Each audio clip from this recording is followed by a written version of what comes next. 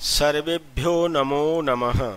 प्रिय विद्यार्थियों, आज के वीडियो में नवमी कक्षा के द्वितीय पाठ स्वर्णकाकः के न्यू एडिशन के आधार पर संपूर्ण अभ्यास की चर्चा करने जा रहा हूँ। तो आइए देखते हैं द्वितीय पाठ संपूर्ण अभ्यास। प्रथम प्रश्न, एक पदेन उत्तरत, अर्थात एक पद में उत्तर दीजिए। एक पद के माध्यम से उत्तर दीजिए। तृतीया व्यक्ति है, एक पद के द्वारा। इसका मीनिंग ये भी हो सकता है। माता काम आदिदेश, माता माँ ने काम किसको आदिदेश आदेश दिया। माँ ने किसको आदेश दिया? काम है, स्त्रीलिंग एक बच्चों ने पूछा है तो पुत्री को आदेश दिया था, इसलिए पुत्रीम, काम पुत्रीम। ख प्रश्न, स्वर्णकाकः कान अखाद, सुनहरे कौए ने किन चीजों को खाया या किन को खाया। तंडुलान, द्वितीय व्यक्ति बहुवचन, ये द्वितीय बहुवचन है, तंडुलान। ग प्रश्न, प्रासादः कीदृशः आसीत्, प्रासाद मतलब महल, महल कैसा था। स्वर्णमयः, सोने का था, इसीलिए आ जाएगा यहाँ पे स्वर्णमयः। घ प्रश्न, गृहम् आगत्य तया का समुद्घाटिता, गृहम् आगत्य घर आकर, तया उसके द्वारा, का समुद्घाटिता क्या चीज को खोला गया, अर्थात उसने किस चीज को खोला, तो हो जाएगा मंजूषा, मंजूषा को खोला था। तो का बोल रहे, स्त्रीलिंग एक वचन मंजूषा। लोभाविष्टा बालिका कीदृशी मंजूषाम नयति, लोभाविष्टा बालिका अर्थात लालची लड़की, जो लोभ से आविष्ट है, लोभ से आकृष्ट है, वो लोभाविष्टा कहलाती है। तो लालची लड़की कैसी मंजूषा को लेती है, किस प्रकार की मंजूषा बक्स को लेती है। बृहत्तमाम, सबसे बड़ी मंजूषा को लेती है। द्वितीय प्रश्न, अधोलिखितानाम प्रश्नानाम उत्तराणि संस्कृत भाषया लिखत, मतलब प्रश्न 1 का आ पाठ है। तो अधोलिखितानाम प्रश्नानाम उत्तराणि संस्कृत भाषया लिखत, नीचे लिखे प्रश्नों के उत्तर संस्कृत भाषा के माध्यम से लिखिए, अर्थात संस्कृत में ही लिखिए। पूर्ण वाक्य है ये सब।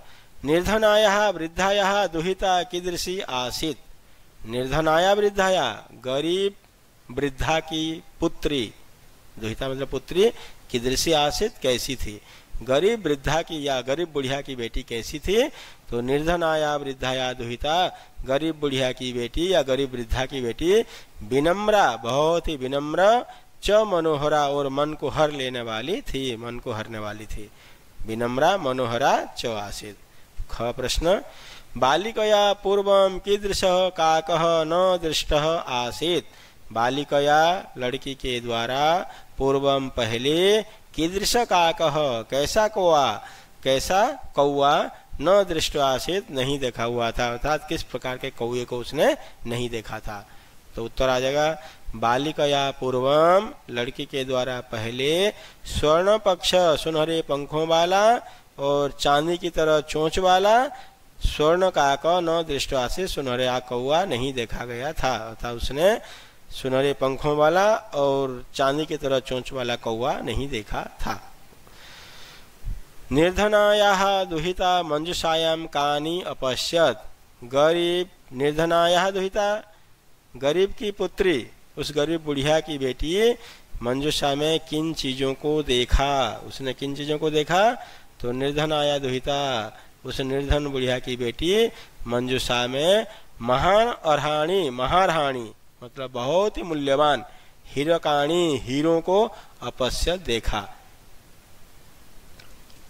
अब देखते हैं घ प्रश्न, बालिका किम दृष्ट्वा आश्चर्यचकिता जाता, बालिका लड़की किम दृष्ट्वा क्या देखकर आश्चर्यचकिता जाता, आश्चर्य हो गई, हैरान हो गई। बालिका वृक्षस्य ऊपरी, लड़की ने पेड़ के ऊपर, स्वर्णमयम प्रासादम दृष्ट्वा, सोने से बने हुए महल को देखकर आश्चर्यचकिता जाता, आश्चर्यचकित हो गई। बालिका वृक्षस्य ऊपरी स्वर्णमयम प्रासादम दृष्ट्वा आश्चर्यचकिता जाता, अर्थात लड़की पेड़ के ऊपर सुनहरे महल को देखकर आश्चर्यचकित हो गई। क्वेश्चन, गर्विता बालिका कीदृशम सोपानम अयाचत कीदृशम च प्राप्नोत, गर्विता बालिका घमंडी लड़की ने कैसे सीढ़ी को मांगा और कैसे सीढ़ी को प्राप्त किया, किस प्रकार सीढ़ी को उसने प्राप्त किया, अर्थात उसे कैसी सीढ़ी मिली। तो उत्तर आ जाएगा गर्विता बालिका स्वर्णमयम सोपानम। घमंडी लड़की ने सोने से बने हुए सोपानम सीढ़ी को अयाचत मांगा, च ताम्रमयम और तांबे की सीढ़ी प्राप्त किया। द्वितीय प्रश्न अधोलिखितानाम शब्दानाम विलोम पदम पाठात चित्वा लिखत। अधोलिखितानाम नीचे लिखे जो शब्द हैं इन शब्दों के विलोम पदों को पाठ से चुनकर लिखिए। तो ये जो सफेद कलर में जो लिखा हुआ है ये सब के सब शब्द दिए, इनके विलोम पद हम लोग यहाँ पे लिखेंगे। पश्चात, पूर्वम, हसितुम हंसने के लिए, रोदितुम रोने के लिए, अधः नीचे, ऊपरी ऊपर, सूर्यास्तः उसका विलोम हो जाएगा सूर्योदयः, सुप्तः सोया हुआ, प्रवृद्ध जगा हुआ। ख प्रश्न संधिम कुरुत संधि कीजिए। नी प्लस अवसत, नी प्लस अवसत न्यवसत। और ये न्यवसत कैसे बना? यण संधि, ई के बाद अन्य स्वर आने पे ई को य हो गया तो ये हो गया नौ आधा और य में अ मिल गया, य पूरा न्यवसत। सूर्य प्लस उदय, अ प्लस उ इक्वल टू ओ, गुण संधि का नियम, सूर्योदय। वृक्षस्य ऊपरी, यहाँ पे भी गुण संधि का नियम है, अ के बाद उ आ रहे हैं तो दोनों मिलकर के ओ बन जाएंगे, वृक्षस्योपरि।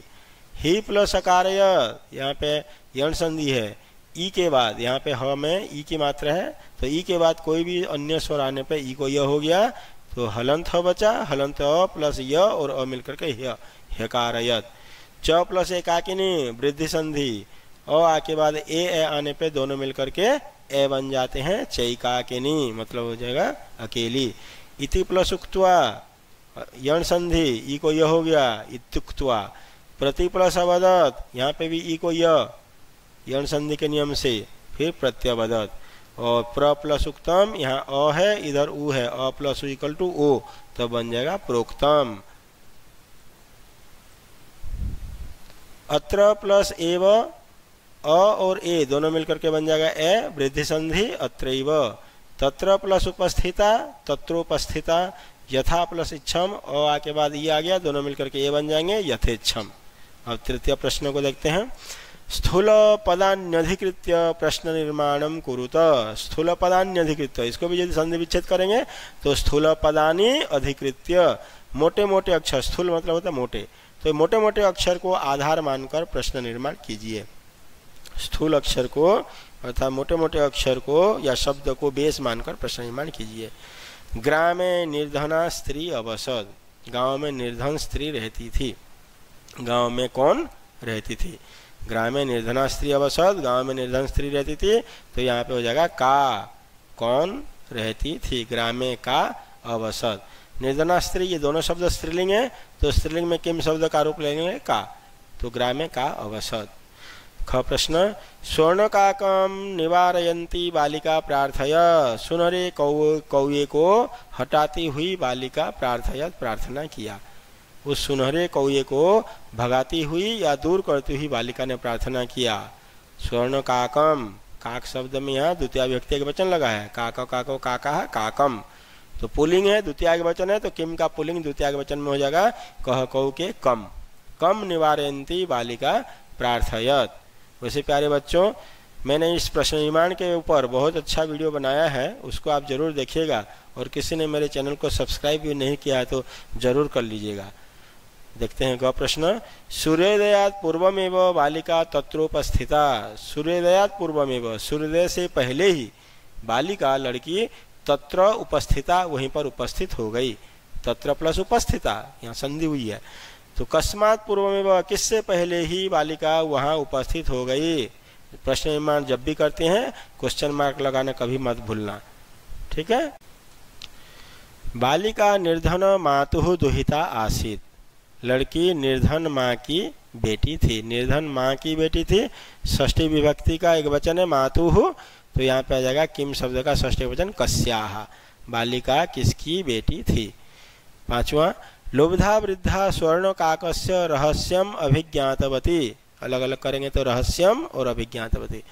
वह लालची बुढ़िया सुनहरे कौए के रहस्य को जान ली। लालची बुढ़िया सुनहरे कौए के रहस्य को जान ली। तो लुब्धा वृद्धा लालची बुढ़िया, काकस्य षष्ठी का वचन तो हो जाएगा कस्य, कस्य रहस्यम अभिज्ञातवती, किसके रहस्य को जान ली। चौथा प्रश्न, प्रकृति प्रत्यय संयोगम कुरुत। संयोग मतलब होता है बेटे जोड़ना, यहाँ प्रकृति और प्रत्यय को जोड़ना है।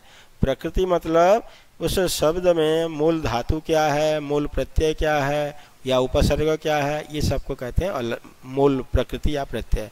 और संयोग मतलब जोड़ना, तो यहाँ पे जोड़ते हैं वी प्लस लोक प्लस ल्यप। अब ल्यप में से य बचता है, ल्यप में से य बचता है तो बन जाएगा बी लो आधा का और यह विलोक्य।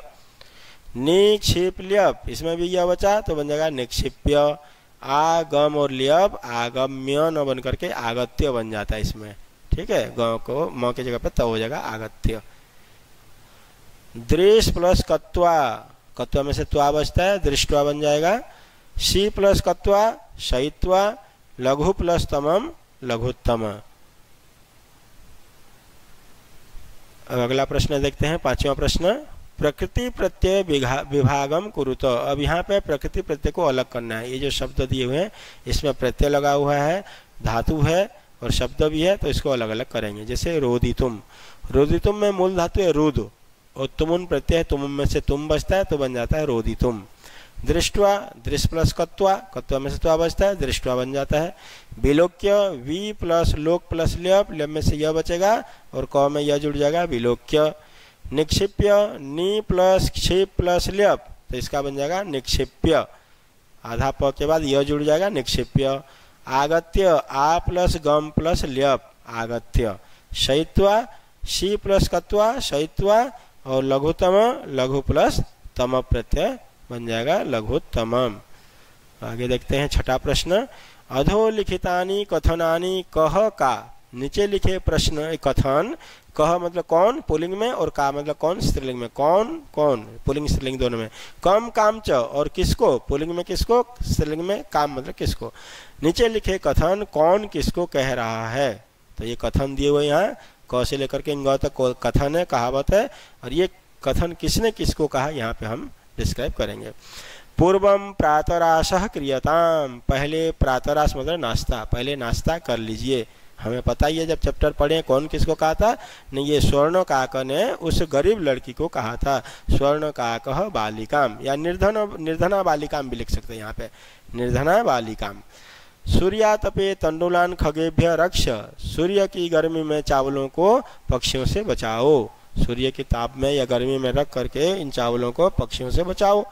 तो ये बोली थी वृद्धा माता, बूढ़ी माँ ने किसको बोली थी, पुत्री को। तो वो जगह कहने वाले में हमेशा प्रथमा विभक्ति बच्चों याद रखना, जिसको कहा जाता है उसमें द्वितीय विभक्ति, तो पुत्री शब्द का द्वितीय में हो जाता है पुत्रीम।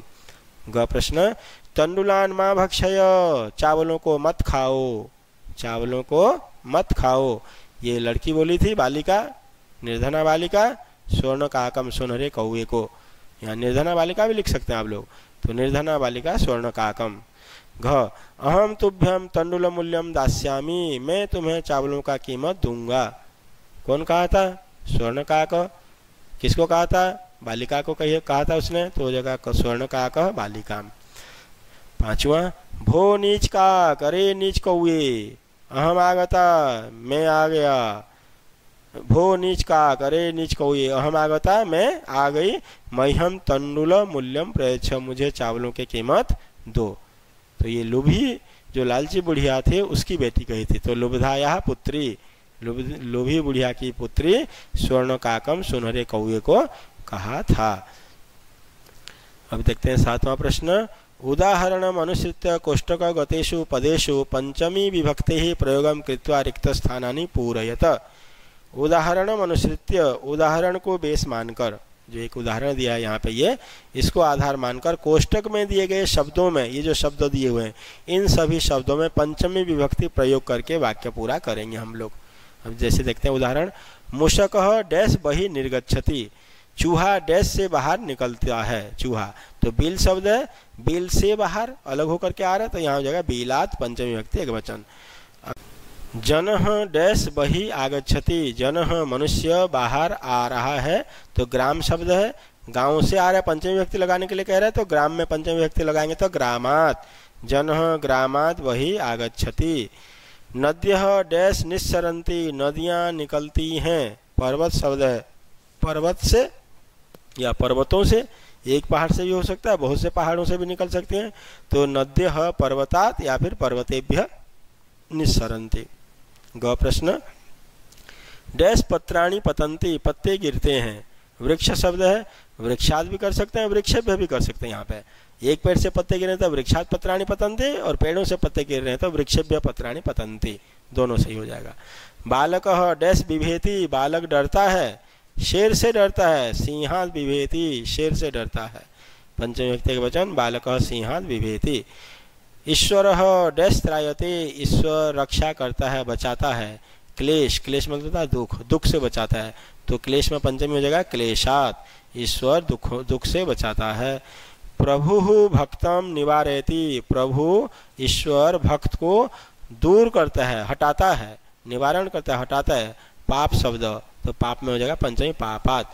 ईश्वर या प्रभु परमात्मा भक्त को पाप से दूर करता है। तो प्यारे बच्चों, यदि मेरा ये वीडियो आप सबको पसंद आया, इसे लाइक कीजिए, शेयर कीजिए और मेरे चैनल को सब्सक्राइब जरूर कीजिए। थैंक यू, धन्यवाद, नमो नमः।